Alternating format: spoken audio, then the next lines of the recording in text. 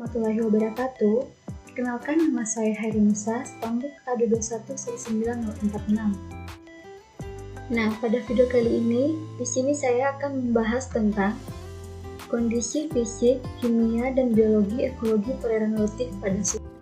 Kemudian, kita masuk pada pembahasan. Nah, di sini ada 4 pokok pembahasan yang akan kita bahas. Yang pertama, yaitu pengertian peran lautik. Kemudian yang kedua, ada kondisi fisik peran lautik pada sungai. Kemudian yang ketiga, kondisi kimia peran lautik pada sungai. Dan yang keempat, yaitu kondisi biologi peran lautik. Nah, kita akan masuk pada pembahasan yang pertama, yaitu pengertian peran lautik.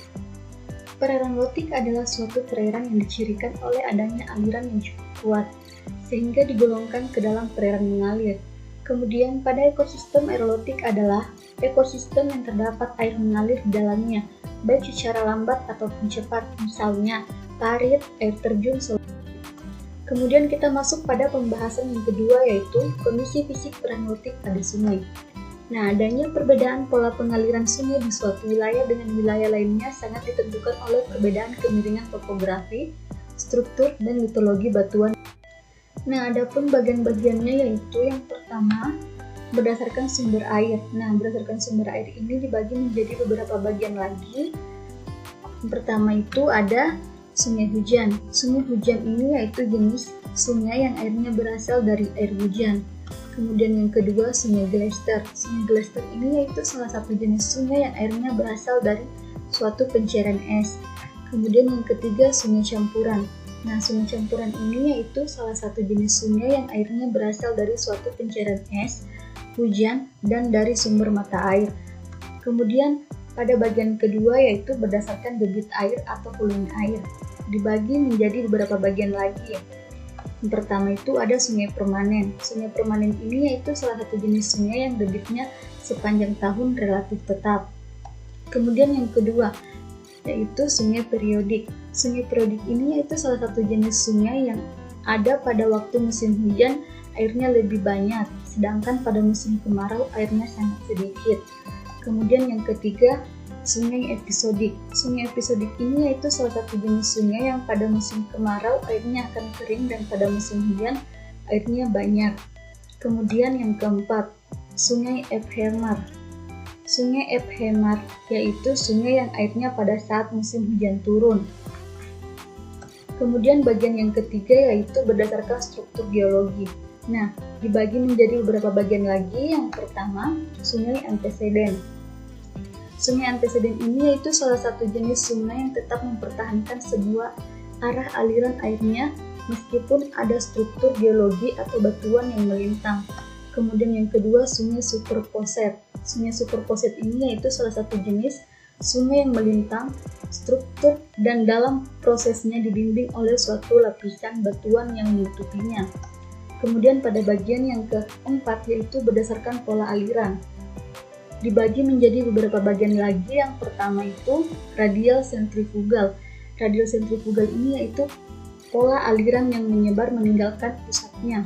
Radial sentrifugal ini yaitu suatu pola aliran yang menjumpai untuk menuju ke pusat. Kemudian yang kedua, dendrit. Dendrit ini yaitu salah satu jenis sungai yang pola aliran yang tidak teratur.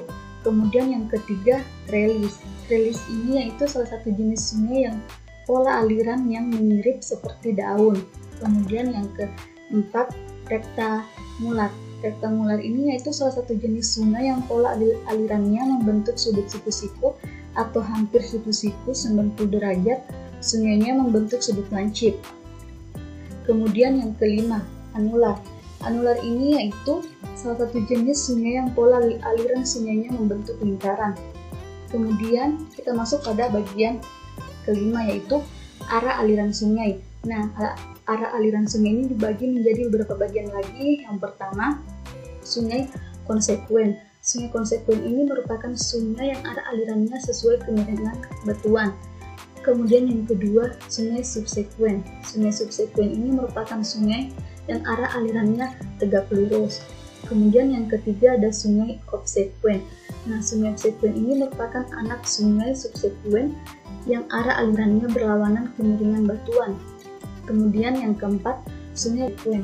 Sungai resekuen ini merupakan anak sungai subsekuen yang arah alirannya searah kemiringan batuan. Kemudian yang kelima, ada sungai insekuen. Nah, sungai insekuen ini merupakan sungai yang arah alirannya teratur dan tidak terikat lapisan batuan yang dilakukannya. Nah, kemudian kita masuk pada pembahasan yang ketiga, yaitu kondisi kimia perairan lautik pada sungai. Zaman sekarang ini manusia telah mengenal banyak sekali jenis-jenis zat kimia. Sebagian besar sisa zat kimia tersebut dibuang ke badan air atau air tanah. Bahan buangan zat kimia banyak ragamnya. Adapun bahan kimia pencemaran air sungai dikelompokkan menjadi dua, yaitu yang pertama sabun atau deterjen, sampo, dan pembersih lainnya. Kemudian yang kedua itu bahan pemberantas hama atau insektisida. Nah, kemudian kita masuk pada pembahasan yang terakhir, yaitu kondisi biologi perairan lautik pada sungai. Nah, pada kondisi ini terdapat dua perbedaan, yaitu yang pertama bioindikator atau biasa disebut juga spesies indikator. Adalah setiap spesies atau sekelompok spesies yang fungsi, populasi, atau statusnya dapat mengungkapkan status kualitatif lingkungan. Kemudian yang kedua ada fitoplankton, yaitu komponen autotrof plankton atau organisme yang mampu mensintesis makanan sendiri yang berupa bahan organik dengan bantuan energi seperti matahari dan kimia. Nah, sekian dan terima kasih materi dari saya. Wassalamualaikum warahmatullahi wabarakatuh.